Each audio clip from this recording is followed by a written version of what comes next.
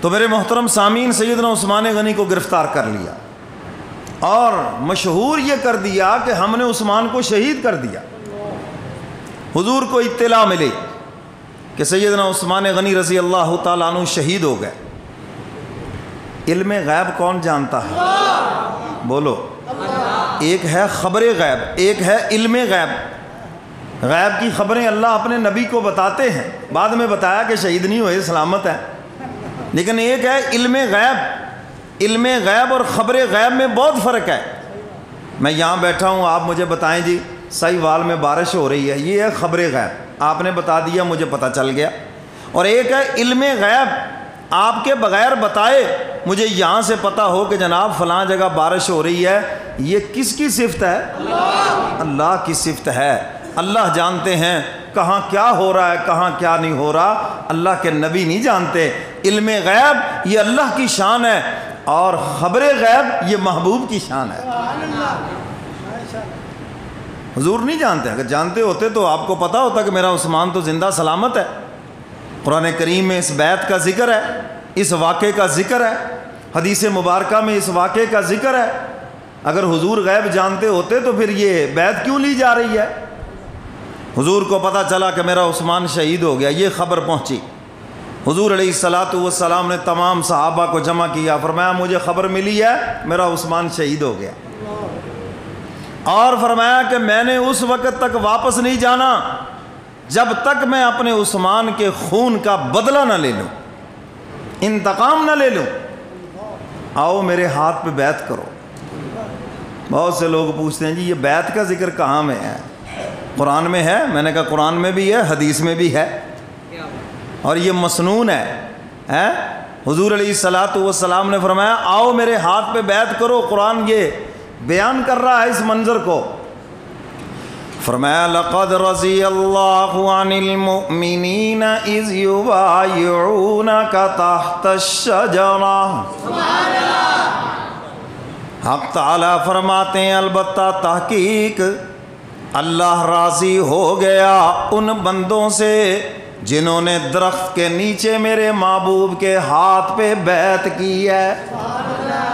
اچھا یہ بیعت کرنے والے سارے کے سارے مسلمان تھے یا نہیں؟ بولو بھی، سارے کے سارے صحابہ تھے یا نہیں؟ جب کوئی مسلمان ہونے آتا حضور مسلمان بھی فرماتے، بیعت بھی فرماتے، ٹھیک ہے نا جی؟ لیکن یہ علیحدہ سے بیعت لی جا رہی ہے، کس چیز کی؟ لقد رضی اللہ عن المؤمنین اذ یبایعونک تحت الشجرہ۔ خون عثمان کا انتقام لینے کے لیے یہ بیعت لی جا رہی ہے۔ 1400 صحابہ میرے کملی والے پیغمبر کے ہاتھ میں ہاتھ دے کر یہ وعدہ کر رہے ہیں کملی والے پیغمبر ہم اس وقت تک واپس نہیں جائیں گے جب تک کہ عثمان غنی کے خون کا ہم انتقام نہ لے لیں۔ ہم میدان نہیں چھوڑیں گے اور ہم آپ کے ہاتھ پر جان و مال ہر چیز کی بیعت کرتے ہیں، جو مال ہے وہ بھی قربان کر دیں گے، اپنی جانیں بھی قربان کر دیں گے، ہم میدان چھوڑ کر نہیں جائیں گے جب تک آپ ہمیں اجازت نہ دیں۔ خون عثمان کے انتقام کے اوپر بیعت ہو رہی ہے۔ میری طرف ذرا دیکھو، صحابہ کے ہاتھ میرے محبوب کے ہاتھ میں ہے۔ کسی نے عرض کیا کاش میرے کملی والے پیغمبر آج عثمان بھی ہوتے اور وہ بھی اس مبارک بیعت میں شامل ہو جاتے۔ حضور فرماتے کیا کہا تم نے؟ عثمان ہوتے۔ میری طرف دیکھو، حضور نے اپنا بایاں ہاتھ فضا میں لہرایا، فرمایا یہ میرا ہاتھ عثمان کی طرف سے ہے۔ حضور نے عثمان کا ہاتھ قرار دے دیا، فرمایا میرا بایاں ہاتھ میرے عثمان کی طرف سے ہے۔ لو عثمان بھی اس بیعت میں شامل ہو گئے۔ نیچے میرے محبوب کا ہاتھ، بیچ میں 1400 صحابہ کا ہاتھ اور اوپر میرے کملی والے پیغمبر کا ہاتھ عثمان غنی کی طرف سے۔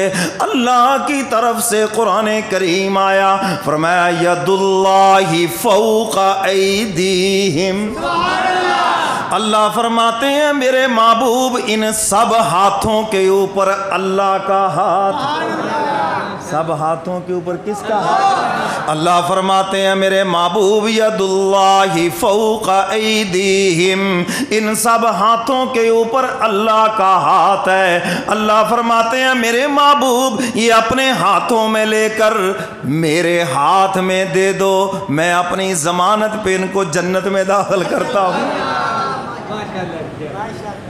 فرمایا یہ میں اپنی ضمانت پہ داخل کرتا ہوں، بس آپ نے دونوں ہاتھوں میں لے کے مجھے پکڑا دیے اور میں نے ان کو جنت میں داخل کر دیا۔ اور یہ جو بیت رضوان میں صلح حدیبیہ میں جو تھے ان کے لیے جنت کے سرٹیفکیٹ آئے، کہہ دو سبحان اللہ۔ اور بیعت کیا چیز ہے؟ بیع کا معنی ہے بیچنا ہے جی، اور اصلاح شرع میں اپنے آپ کو جنت کے بدلے اللہ کے ہاتھ بیچ دینا۔ اب جو اللہ والا ہے وہ نمائندہ ہے اللہ کی طرف سے۔ دیکھیں نا اللہ فرما رہے ہیں کہ یہ جو سارے ہاتھ حضور کے ہاتھ میں ہیں یہ اصل میں میرے ہاتھ میں ہے اور میں اپنے ہاتھ میں لے کے ان کو جنت میں داخل کر رہا ہوں۔ چلیے اس کو ایک مثال سے سمجھاتا ہوں۔ حکومت کہتی ہے ہم نے گندم خریدنی ہے، تو حکومت آپ کے گھر آئے گی؟ حکومت کا نمائندہ آئے گا، سمجھ آئیے بات کہ نہیں؟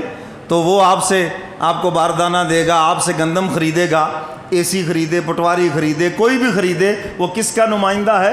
حکومت کا نمائندہ۔ حالانکہ حکومت خرید رہی ہے آپ سے، وزیر اعظم نہیں آئے گا، وزیر اعلیٰ نہیں آئے گا، کون آئے گا؟ ان کا نمائندہ آئے گا۔ تو اللہ فرماتے ہیں یہ میرے نمائندے ہیں، جتنے بھی اللہ والے اس دھرتی کے اوپر ہیں۔ فرمایا یہ جو تم نے ان کے ہاتھ پہ بیعت کی ہے یہی میرے محبوب کے ہاتھ پہ بیعت ہے، اور یہی اللہ کے ہاتھ کے اوپر بیعت ہے، کیونکہ تم نے جنت کے بدلے جان مال کو اس ہاتھ کے اوپر فروخت کر دیا ہے۔ تو فرمایا کہ خریدار میں ہوں۔ خریدار کون ہے؟ عارفین تو اس کے اوپر شرمندہ ہوئے کہ اللہ نے حقیر چیز لے کر اعلیٰ چیز عطا فرما دی، جان کمزور لے کر اعلیٰ جنت اور اپنی خوشنودی عطا فرما دی۔ یہ تو بڑا منافع کا سودا ہے۔ تو میرے محترم سامعین، 1400 صحابہ نے حضور کے ہاتھ پر بیعت کی اور ان کو جنت کے سرٹیفکیٹ ملے، سب کے سب کو جنت کے سرٹیفکیٹ ملے۔ اور جب یہ بیعت مکمل ہو گئی اور کفار کو پتہ چلا کہ مسلمان تو مرنے مرانے پہ اتر آئے، وہ تو ہمیں چھوڑیں گے نہیں، کیونکہ نظر تو ہر چیز کے اوپر تھی نا، جاسوس تو جاسوسی کر کے بتا رہے تھے نا۔ اب انہوں نے وفد بھیجنا شروع کی ہے۔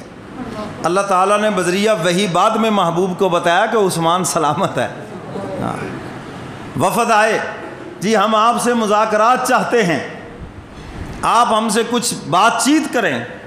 حضور علیہ الصلاۃ والسلام نے ارشاد فرمایا بیت اللہ کی تعظیم اور اس کی عظمت کے لیے اگر کوئی مجھے گھاٹے کا سودا بھی کرنا پڑا تو ضرور کروں گا، کیونکہ اللہ کے گھر کی عظمت سب سے آگے ہے۔ اگر ہم زبردستی طواف کریں اور یہ لوگ روکیں اور وہاں قتل و غارت ہو، لڑائی ہو اور اللہ کے گھر کی بے حرمتی، فرمایا یہ ایسا نہیں ہوگا۔ اور اللہ کے نبی نے فرمایا قرب قیامت وارتفعت الاصوات فی المساجد